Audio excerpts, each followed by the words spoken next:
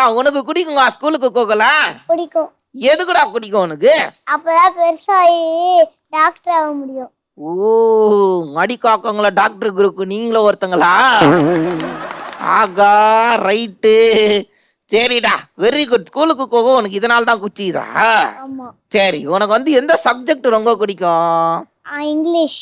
சரி, இங்கிலீஷ்ல உனக்கு ரைம்ஸ் தெரியுங்க அதாவது? தெரியும். எங்க ஒரு இங்கிலீஷ் ரைம்ஸ் எடுத்து விடு கேட்கலாம். Two little hands go clap clap clap. Two little legs go tap tap tap. Two little eyes are open wide.